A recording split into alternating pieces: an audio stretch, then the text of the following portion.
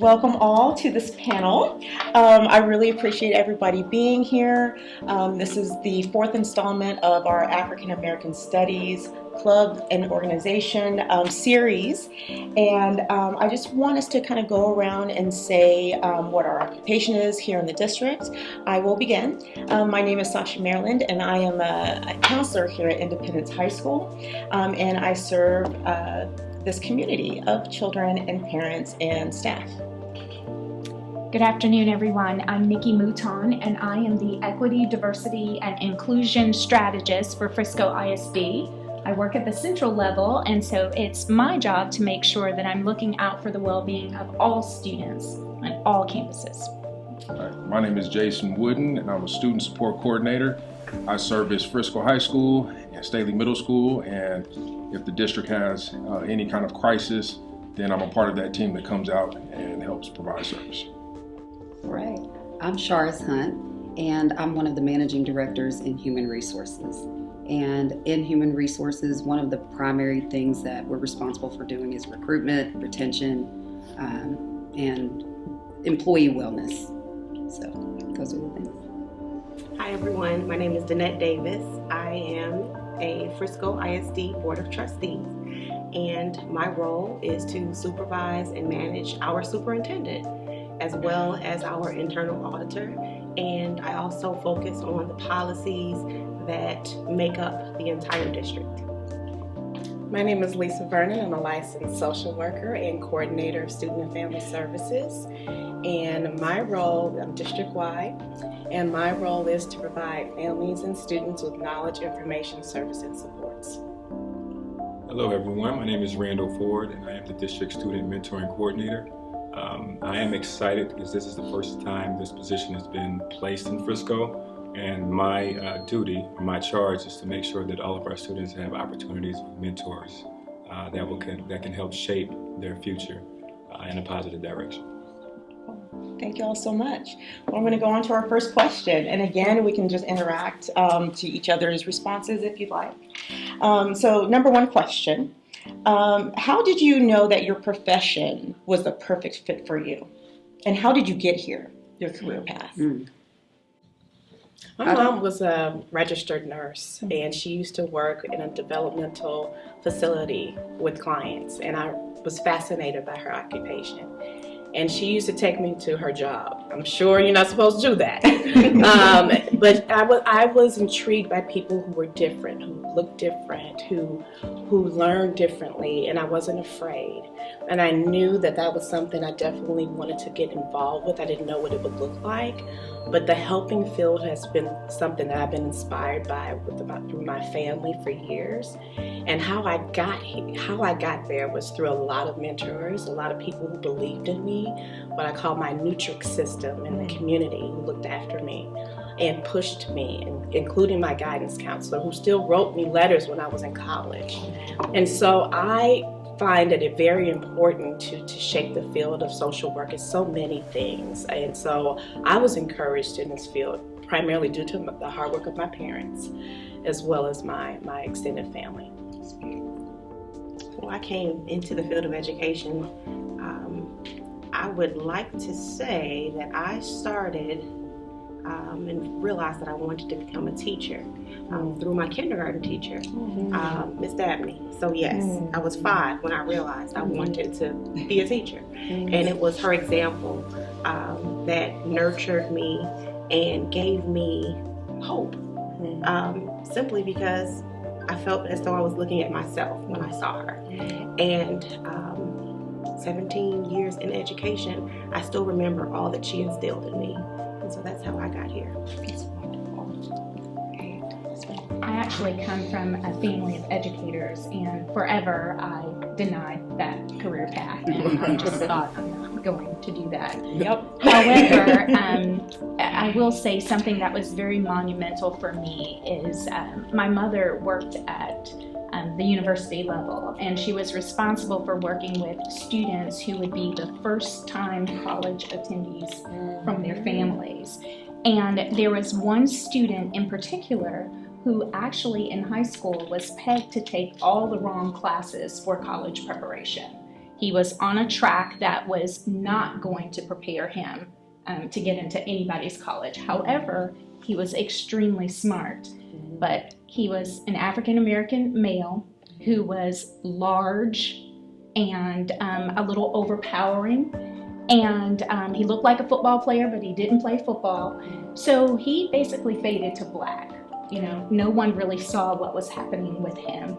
And with just a little bit of nurturing and cajoling and, working with him, she was able to find all of those sweet spots for his talents. And, long story short, Dr. Keith Howard is actually now one of the few African American males in the country with a PhD in pure mathematics. Oh, that's cool. So when you talk about the power of education, I saw it happening, and I just wanted to be able to make a little bit of that impact if I could. Absolutely. Mr. Wood? My senior year in high school, they had the Million Man March, and two of my friends had the opportunity to attend. And when they came back, and I'm from California, so they went all the way to DC for this event. When they came back, what they took from that was, hey, what are you going to do in your communities?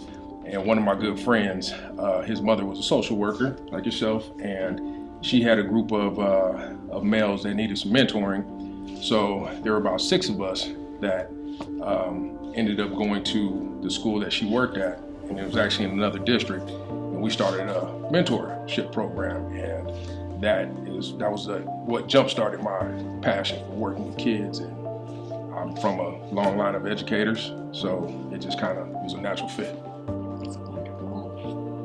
Well, we have a theme here. Yeah. Because I too am from a long line of educators. And when I say a long line, I mean we go back about 3 or 4 generations. So I was not a first-time college goer, or I wasn't a first-generation college attendee.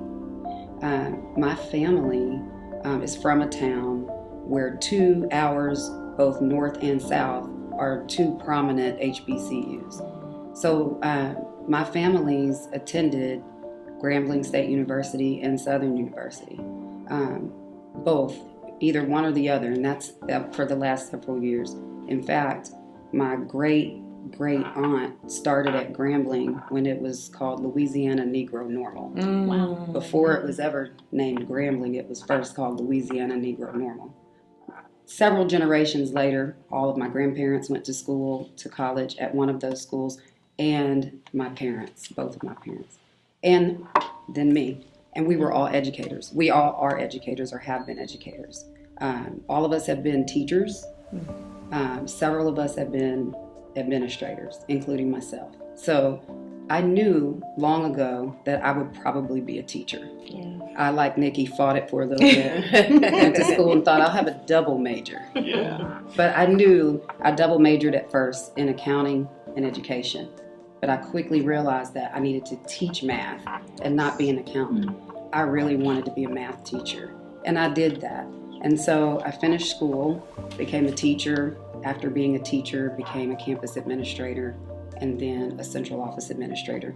I started in college and career readiness before human resources at the central level because it was very important to me, and I realized this as a principal when we had AVID at my campus. Yes. And AVID is usually has students, or a lot of the students who are in AVID are oftentimes first-time college goers. Right.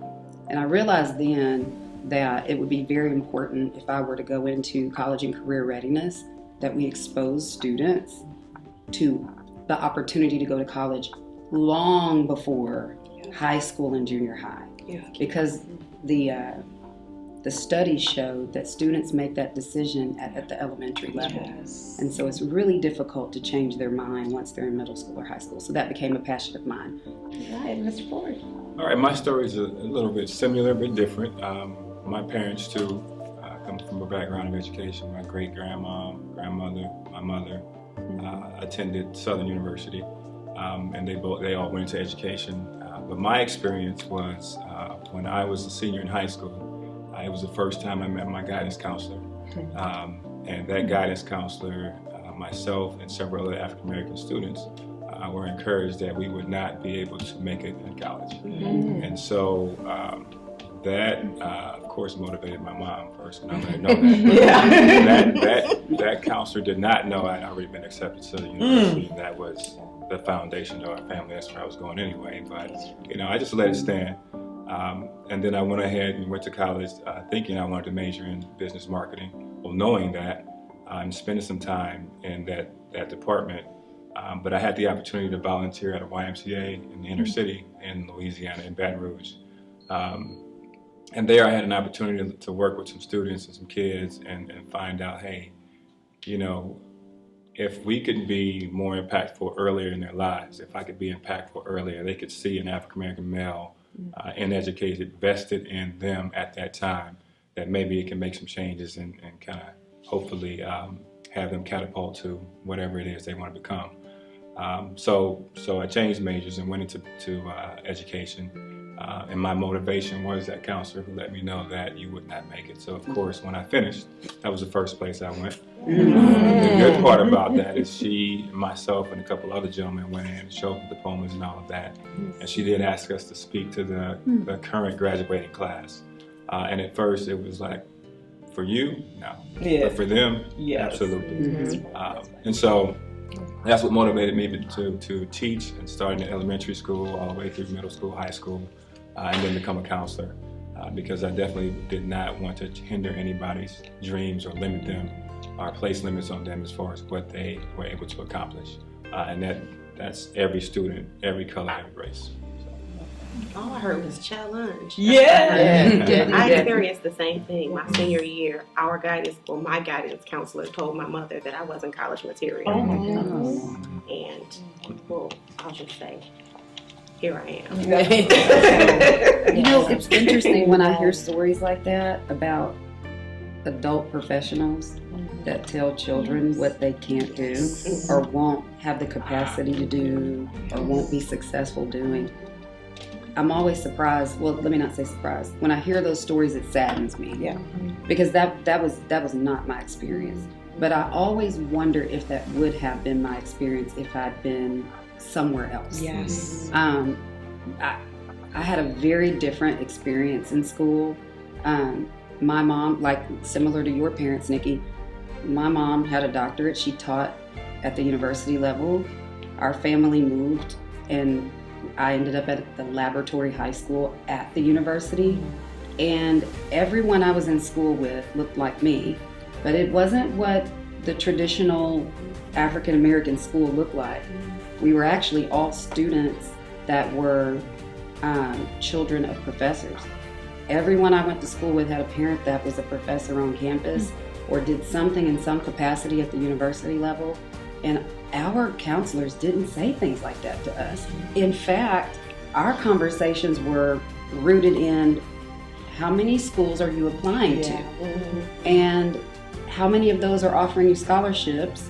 And what's best for your family with respect to, the financing of it all? Yes. I was never told things like that. Yeah. And so when I hear stories like that, I just wonder, wow, what would have been said to me if I was somewhere else? And then more so, how would I have responded to that? Yes. How would that conversation have shaped my future?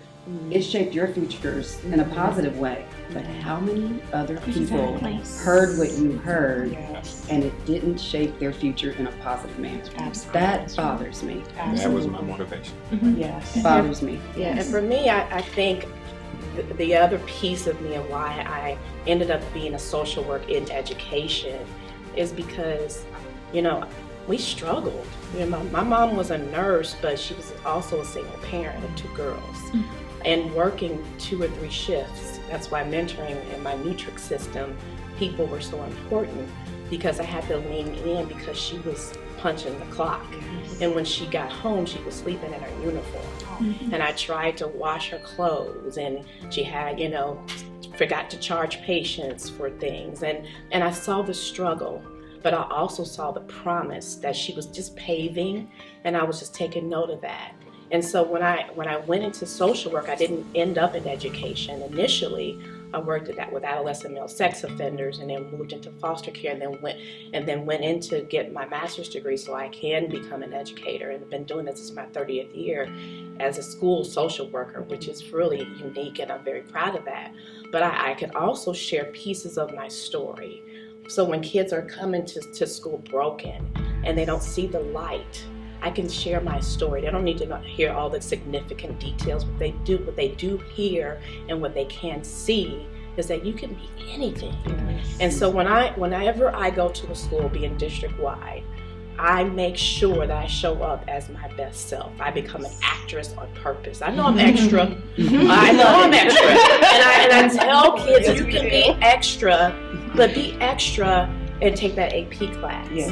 Be extra and go to tutorials. Yes. Be extra and wait 90 minutes before you respond. Read the last chapter of the book because you know you're writing it. And so when I'm having those conversations with my kids, like talk to this one because they won't open up to me. You just haven't found that spark. And it's all about connections and relationships, not titles. That's my hashtag this year. Relationships, not titles. Just because I think kids need someone to create space for them, and so their story can shine, because sometimes I don't even know what that story is. But if we can show them pathways to promise, and then you can help them co-write whatever that chapter is for them, then they can write the rest. They just need to know that somebody's on their side. So when I am showing up, that's how I'm able to share a part of who I am and what I do. Yes, and I can speak from this side too. Like me and Mr. Garcia, who's on my AP over our Alpha, we meet every Friday for a name and need meeting. So we call in all our babies that we need to check up on, even if it's literally 2 minutes. Hey, how you doing? How's school year going?